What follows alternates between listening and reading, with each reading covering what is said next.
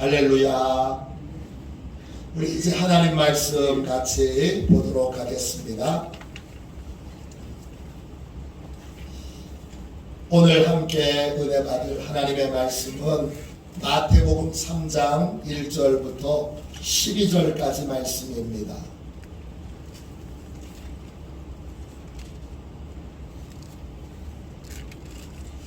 마태복음 3장 1절부터 12절까지 신약성경 책 3쪽 되겠습니다.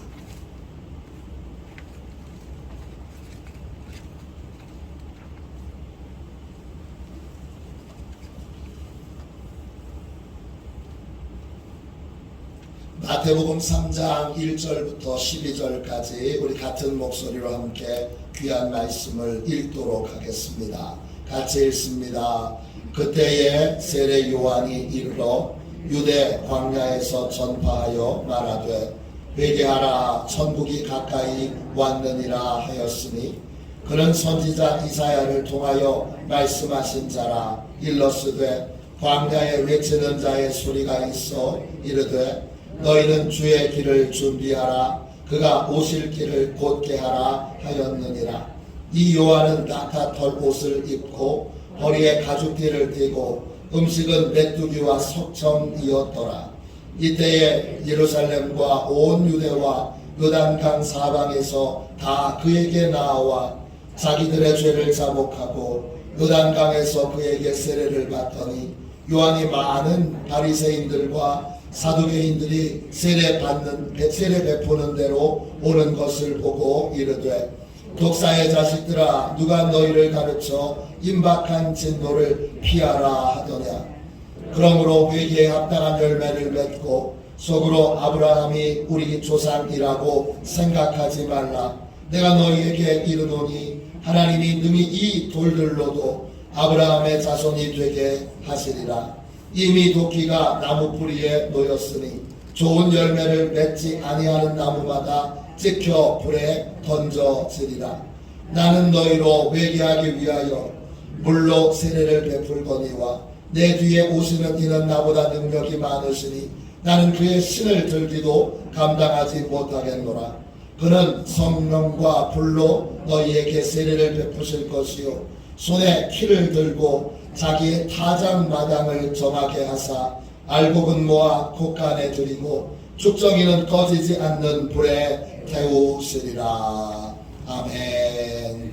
주님의 말씀입니다. 한 번만 더 해볼게요. 제가 주님의 말씀입니다. 그러면 여러분이 주님 감사합니다 이렇게 화답해 주십시오. 주님의 말씀입니다.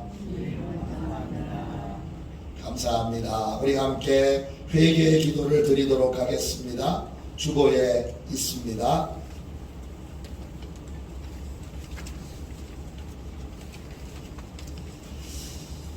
주보에 있는 우리 첫 번째 페이지를 딱 펼치면 예배 순서 옆에 회개의 기도 있습니다. 우리 함께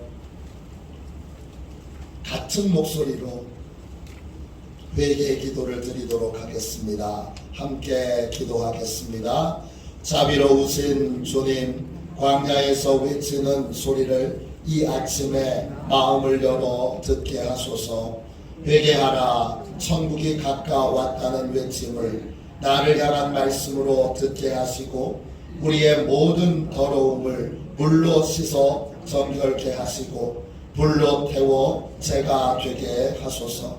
이 시간 주님의 손으로 새롭게 지음을 받기 원합니다. 새로운 피조물로 다시 태어나기를 원합니다.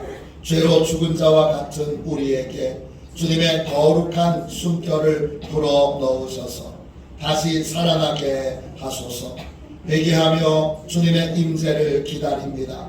스스로 정결하게 할 수 없는 우리에게 임재하셔서 우리를 깨끗하게 씻어 주옵소서. 예수님의 이름으로 기도합니다. 아멘. 한 번 더 기도하겠습니다. 진심으로 자기의 죄를 회개하고 하나님께로 돌아오는 이들에게 주시는 하나님의 말씀을 들으십시오. 이새의 뿌리 곧 열방을 다스리기 위하여 일어나시는 이가 있으리니 열방이 그에게 소망을 두리라 하였느니라. 소망의 하나님이 모든 기쁨과 평강을 믿음 안에서 너희에게 충만하게 하사 성령의 능력으로 소망이 넘치게 하시기를 원하노라. 복음의 시작을 알리기 위한 전령으로 세례 요한이 부름을 받았듯이 주님의 다시 오심을 증언할 이들로 우리가 부름받았음을 기억합니다.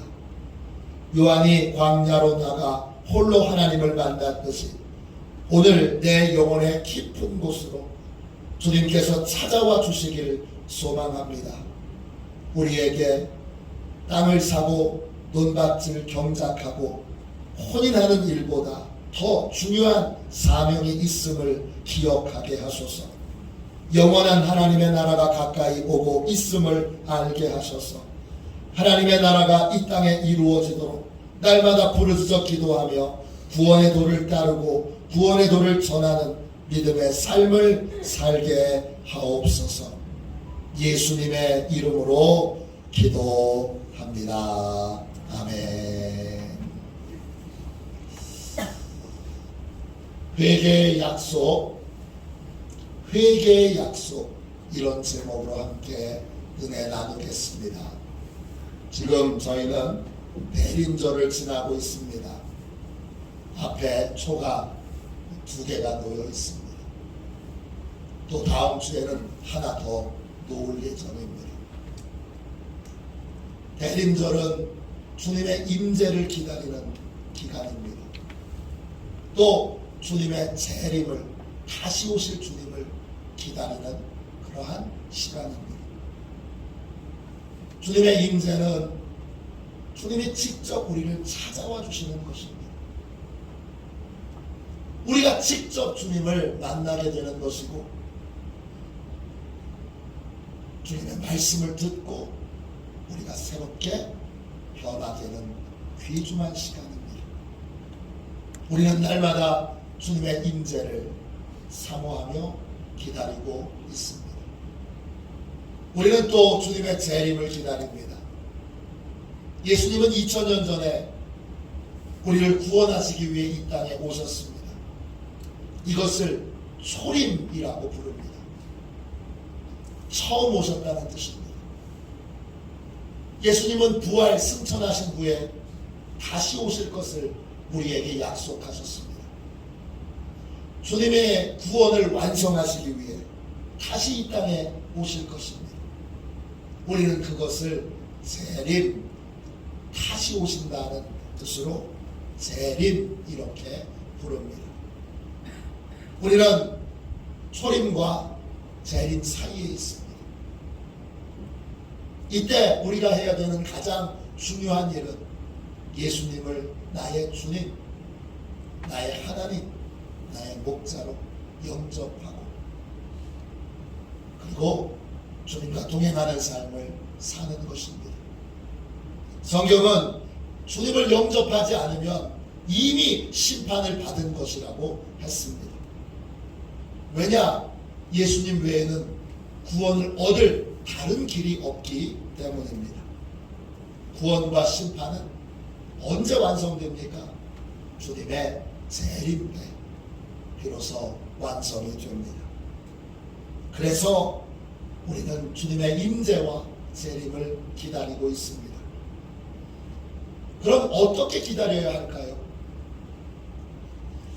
인생의 승리를 결정하는 중요한 시간은 언제나 기다리며 준비하는 시간입니다.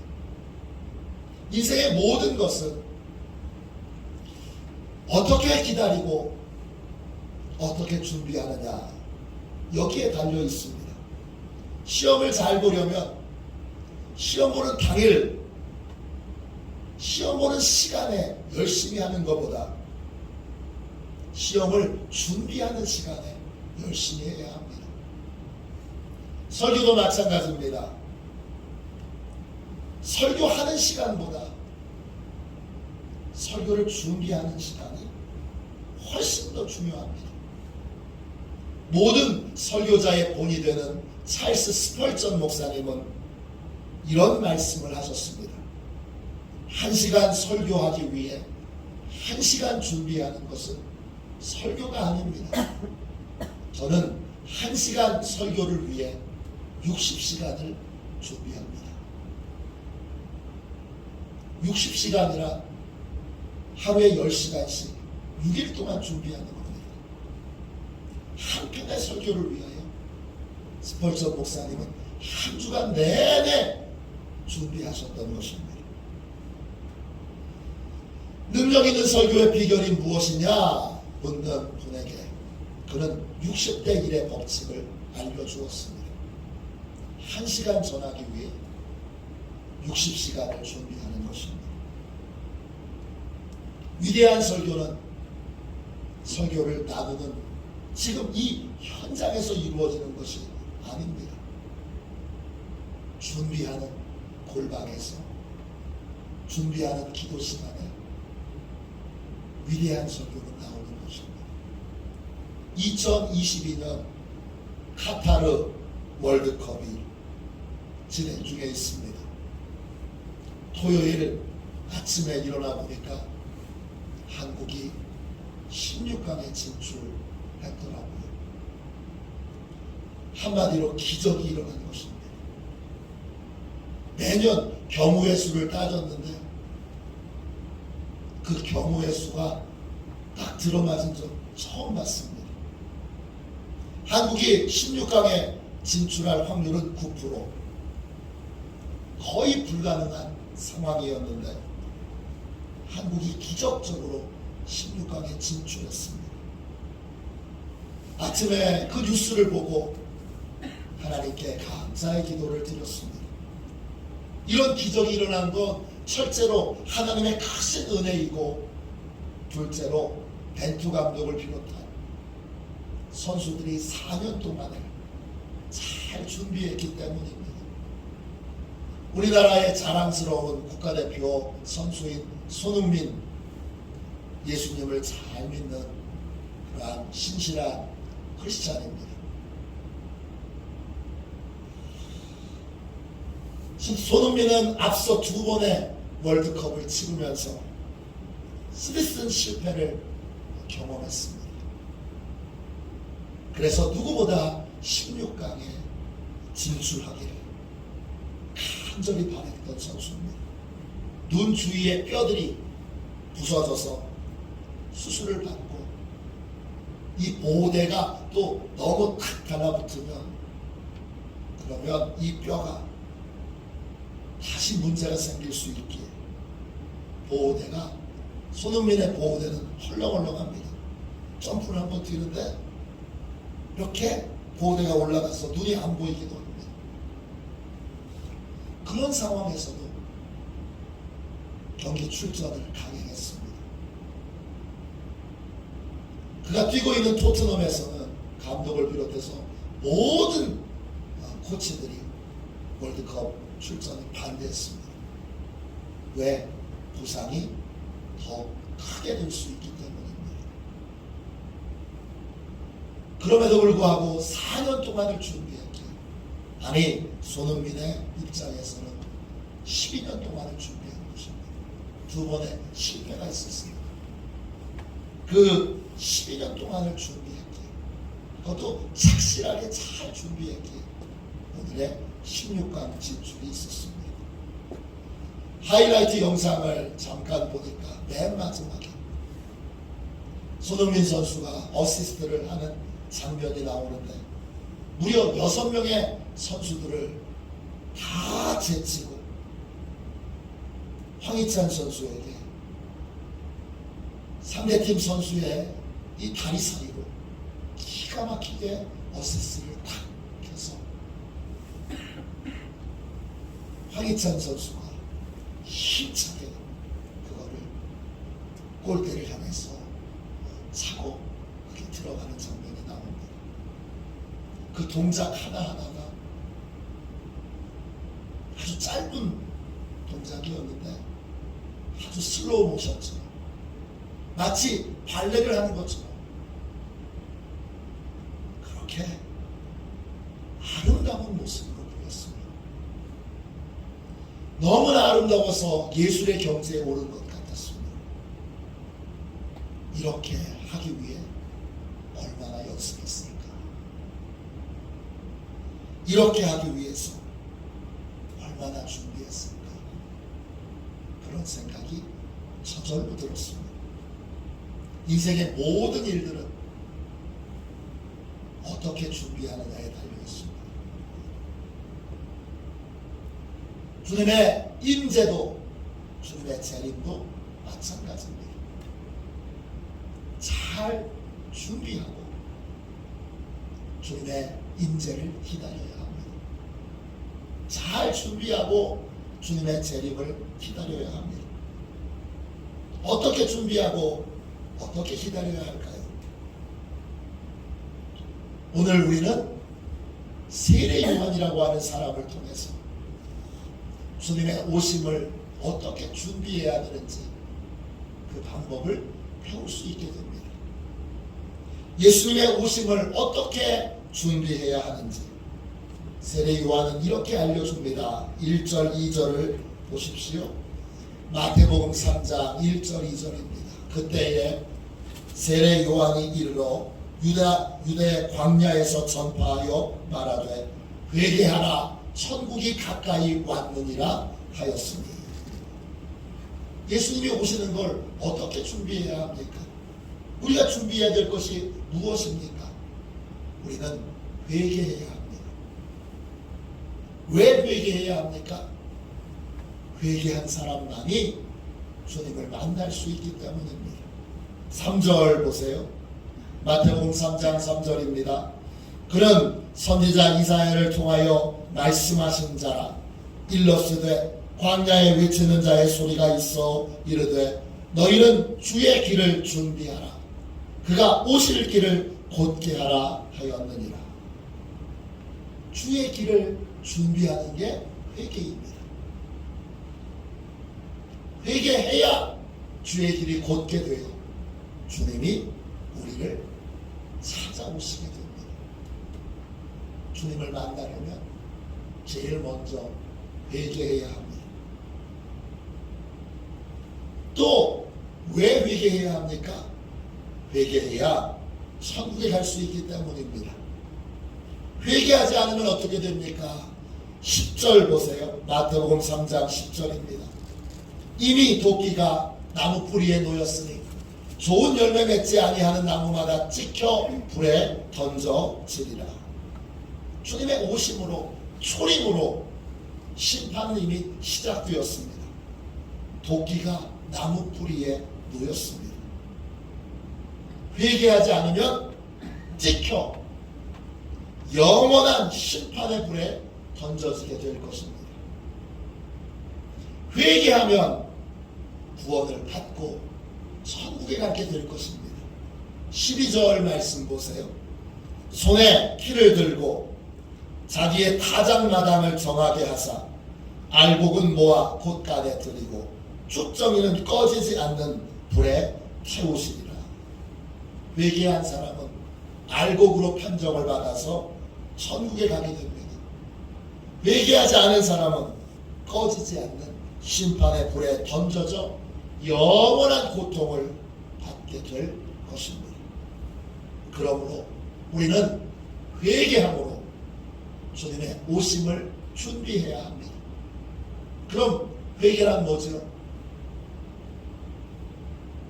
여러분, 회개하셨습니까? 회개는 도대체 뭡니까? 어떤 게 회개입니까? 오늘 3장 2절 말씀을 다시 읽겠습니다. 회개하라 천국이 가까이 왔느니라 하였으니. 회개하라.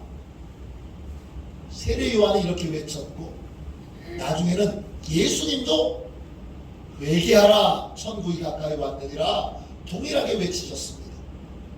회개하라 이 말은 헬라말로 메타노에오입니다. 뜻은 하나님의 뜻을 받아들이는 것입니다.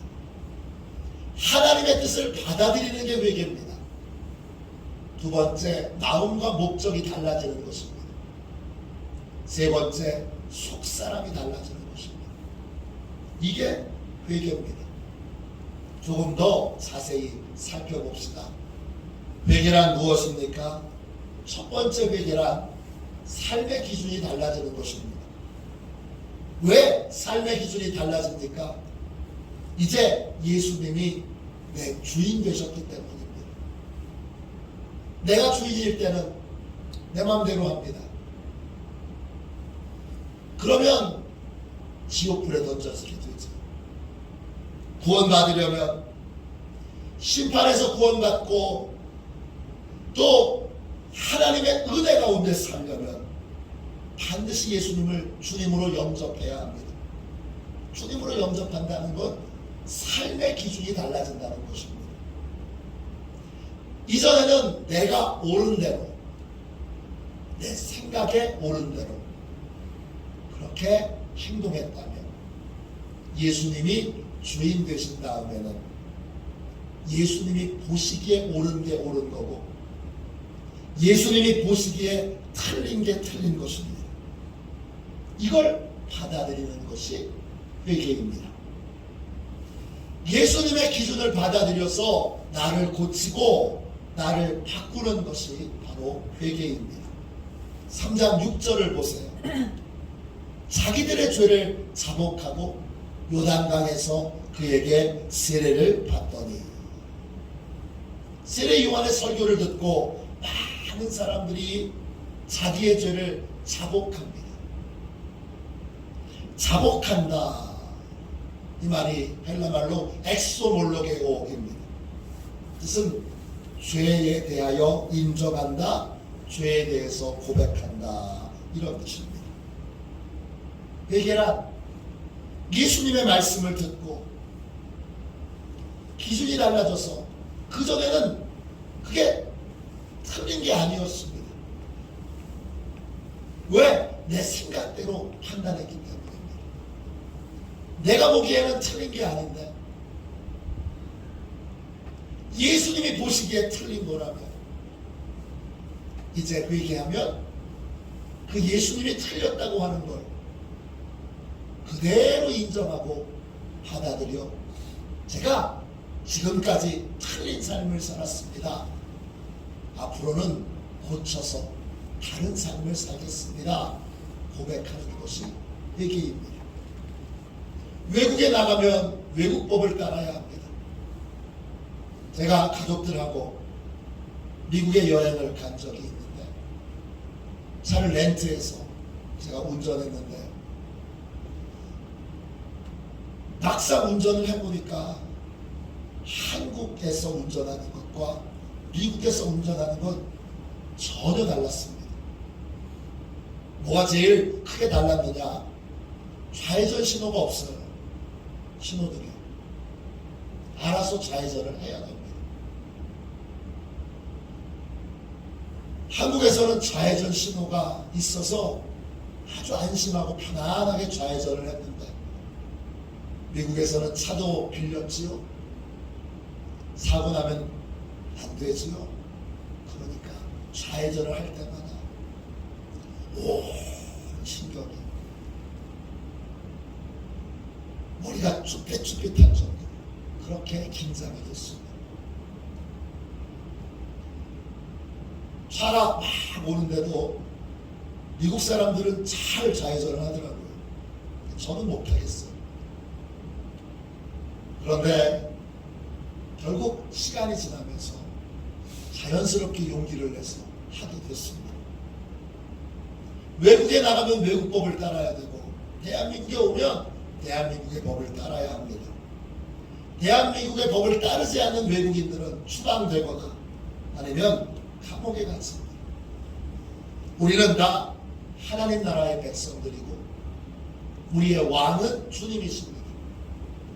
그러므로 모든 그리스도인들은 반드시 주님의 기준을 받아들여야 합니다. 그리고 이전에 내가 기준 삼던 삶을 주님의 기준 앞에 내려놓아야 합니다. 내 기준을 내려놓고 내가 보기엔 괜찮은데 주님 보시기에 틀렸다고 하면, 내가 보기에는 옳은데 주님 보시기엔 잘못했다고 하면 주님의 말씀을 받아들여 나를 고치고 나를 바꾸고 나를 새롭게 하는 것, 그것이 바로 회개입니다. 주님의 임재하심을 경험하려면 우리는 반드시 회개해야 합니다. 둘째, 회개란 무엇입니까? 회개란 예수 그리스도와 함께 연합한 자가 되는 것입니다. 3장 6절 보세요. 6절 말씀을 다시 읽겠습니다. 자기들의 죄를 자복하고 요단강에서 그에게 세례를 받더니. 회개의 중요한 증거는 세례입니다. 우리는 누구죠? 나는 누구죠? 그리스도인들은 누구죠? 그리스도인들은 한마디로 세례받은 사람입니다. 우리의 모든 것은 세례로부터 시작됩니다. 세례란 예수 그리스도와 연합하여 죽고 예수 그리스도와 연합하여 다시 사는 것입니다. 로마서 6장 3절입니다. 무릇 그리스도 예수와 합하여 세례받은 우리는 그의 죽으심과 합하여 세례받은 줄을 알지 못하느냐. 우리는 세례를 통해서 그리스도와 연합한 자가 됩니다. 그리고 언제 어디서나 예수 그리스도와 연합하여 동행하는 삶을 살게 됩니다. 세례란 예수 그리스도와 연합하여 다시 태어나는 것입니다.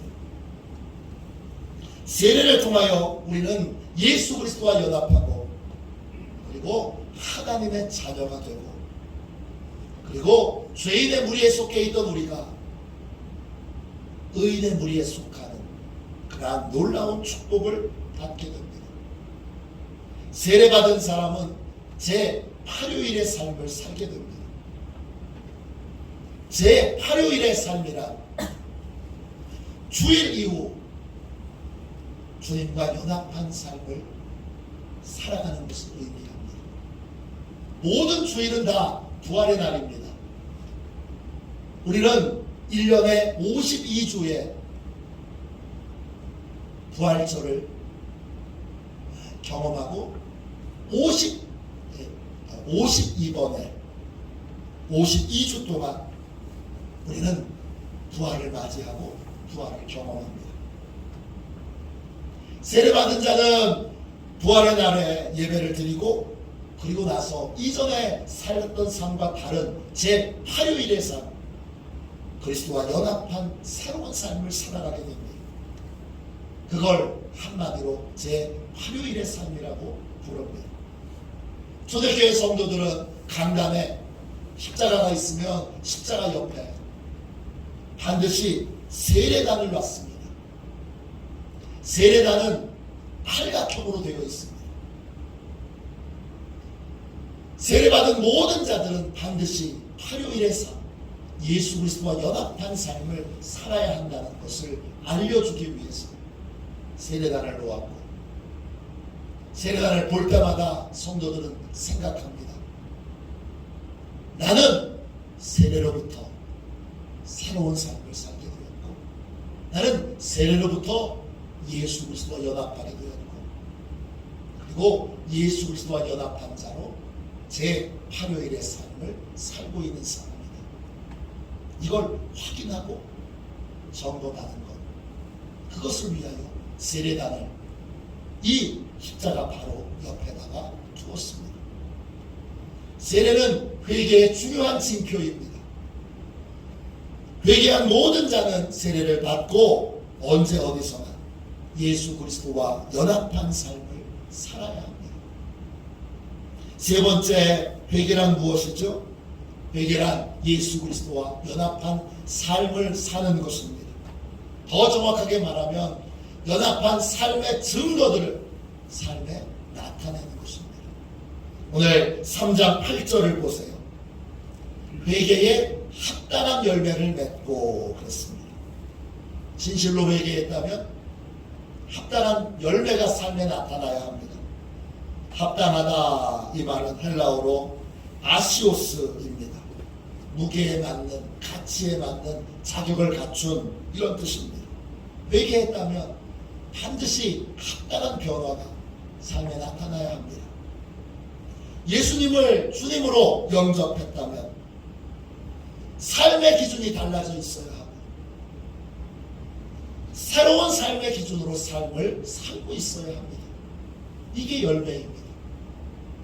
또 세례를 통해서 예수 그리스도와 연합했다면 반드시 예수 그리스도와 연합한 삶을 살고 있어야 합니다. 이것이 삶의 증거입니다. 진심으로 회개했다면 회개의 열매를 맺어야 합니다. 구체적으로 어떤 열매를 맺어야 하죠? 첫 번째 우선에서는 예배의 열매를 맺어야 합니다. 3장 5절 말씀 보세요. 이때에 예루살렘과 온 유대와 요단강 사방에서 다 그에게로 나와 그랬습니다. 수많은 사람이 세례 요한의 설교를 듣고 세례받기 위해 몰려왔습니다. 예루살렘에서 온 사람도 있고 유대 땅에서 온 사람도 있고 요단강 사방에서 많은 사람들이 몰려와서 설교를 듣고 세례를 받았습니다. 그리고 나서 그들은 그냥 집으로 다 돌아갔을까요? 아니면 정기적으로 모여서 세례 요한의 설교를 듣고 배웠을까요? 정답은 두 번째입니다. 세례 요한에게 세례받은 사람은 세례받았으니까 됐어 그리고 집으로 돌아가는 것이 아니라 정기적으로 모여서 세례 요한의 설교를 들었습니다. 어떻게 할 수 있느냐? 상당수의 사람들이 세례 요한의 제자가 되었습니다. 이들은 왜 세례를 받은 후에 세례 요한에게 다시 모였을까요? 회개한 자로 어떻게 살아야 하는지를 배워야 했기 때문입니다. 세례 받은 자로 새로운 삶을 살기 위해 세례 요한에게 도움을 받아야 했기 때문입니다. 우리가 진심으로 회개했다면 우리는 규칙적으로 시간을 들여 하나님을 예배하는 예배의 열매를 맺는 자가 되어야 합니다. 왜냐? 주님과 연합한 믿음의 삶을 어떻게 살아야 하는지 주님께 배워야 하고 또 그런 삶을 살기 위해서 주님의 도움을 받아야 하기 때문입니다. 마태복음 3장 11절 보세요. 나는 너희로 회개하게 하기 위하여 물로 세례를 베풀었거니와 내 뒤에 오시는 이는 나보다 능력이 많으시니 나는 그의 신을 들기에도 감당하지 못하겠노라. 나는 성령과 불로 너희에게 세례를 그는 성령과 불로 너희에게 세례를 베푸실 것이요. 지금 우리가 예배마다 만나는 분은 세례 요한이 아닙니다. 우리가 만나는 분은 세례 요한이 신발 들기도 감당하지 못하겠다 고백했던 분입니다. 그분은 능력이 많으신 분이고 성령과 불로 세례를 베풀어 주시는 분입니다. 그분은 예수 그리스도이십니다. 우리는 주일마다 주님을 만나야 합니다. 왜 만나야 합니까? 우리에겐 주님의 능력이 필요하기 때문입니다. 진심으로 회개했다면 우리는 주님의 능력을 사모하며 정기적으로 규칙적으로 예배드리는 예배의 삶을 살게 됩니다. 회개에 합당한 열매, 그 첫 번째 열매는 주님의 능력을 사모하여 주님께로 규칙적으로 나오는 성실한 예배자가 되는 것입니다. 회개한 사람은 인간의 능력이 얼마나 보잘것없는지를 잘 압니다. 인간의 권력도 대단해 보이지만 실상 아무것도 아닙니다. 예수님의 제자들을 핍박하고 죽였던 독재자 헤롯 왕이 어떻게 죽었는지 아십니까? 그는 보잘것없는 벌레에 물려 죽었습니다. 사도행전 12장 23절입니다. 헤롯이 영광을 하나님께로 돌리지 아니하므로 주의 사자라 고치니 벌레에게 먹혀 죽으니라. 그 대단한 권력자였던 세례 요한이 벌레에게 물려 죽었습니다. 아람의 전쟁 영웅이었던 나하만 장군은 갑옷을 입고 있을 때는 나라를 구한 영웅입니다. 그런데 갑옷을 벗고 나면 그는 살이 썩어 들어가는 불치병에 걸려있는 불쌍한 환자였습니다. 회개하면 진짜 권세가 누구에게 있는지를 압니다. 누가 진짜 내 인생의 문제를 해결해 줄 수 있는지를 압니다. 그래서 어려운 일이 생기면 사람을 찾아다니면서 구걸하기보다 진정한 권세를 가진 주님께로 나옵니다. 회개하면 주님께 기도로 매달리는 삶을 살게 되고, 회개하면 예배로 승부를 내는 인생을 살게 됩니다. 그것이 바로 회개의 가장 대표적인 열매입니다. 또 진심으로 회개했다면 구체적으로 어떤 열매를 맺습니까? 동행의 열매를 맺습니다. 진정으로 회개했다면 참 권세에 눈을 떴기에 늘 주님이 나에게 임재해 주시기를 사모하고 사모합니다. 언제나 능력의 주님이 나와 함께 동행해 주시기를 소망하고 소망합니다. 그래서 늘 주님과 동행하는 삶을, 동행의 열매를 맺는 삶을 살게 됩니다. 또 진심으로 회개했다면 어떤 열매를 맺습니까? 소망의 열매를 맺습니다. 마태복음 3장 12절을 다시 읽겠습니다. 손에 키를 들고 자기의 타작마당을 정하게 하사 알곡은 모아 곳간에 들이고 쭉정이는 꺼지지 않는 불에 태우시리라. 진심으로 회개했다면 천국에 갈 수 있게 됐기 때문에 천국에 대한 소망을 품고 영생에 대한 소망을 품고 삶을 살아가게 됩니다. 이 땅의 영광이 아닌 천국의 상급을 사모하는 삶을 살게 된다는 것입니다. 우리는 회개하며 주님의 다시 오심을 기다리고 있습니다. 회개란 새로운 기준으로 삶을 사는 것입니다. 또 세례받음으로 예수 그리스도와 온전히 연합하는 것입니다. 또 주님과 연합한 삶을 사는 것입니다. 주님과 연합했다면 연합의 증거들이 삶에 나타나게 됩니다. 그것이 회개에 합당한 열매입니다. 구체적으로 주님께 늘 겸손히 도움을 청하는 예배의 열매를 맺습니다. 또 주님의 인재를 늘 사모하는 동행의 열매를 맺습니다. 또 천국의 상급을 바라보는 소망의 열매를 맺습니다. 주님의 오심으로 우리는 모든 것이 새로워질 것입니다. 우리는 지금 주님의 오심을 기다리고 있습니다. 주님의 오심을 준비하고 계십니까? 회개하셨습니까? 회개에 합당한 열매를 맺으셨습니까? 회개함으로 회개의 열매를 맺음으로 우리는 주님을 기다립니다. 주님이 임재해 주시기를 기다리고 주님이 재림하시기를 기다립니다. 주님의 오심을 기다리는 이 대림절 기간 동안 온전한 회개를 하고 회개의 열매를 맺음으로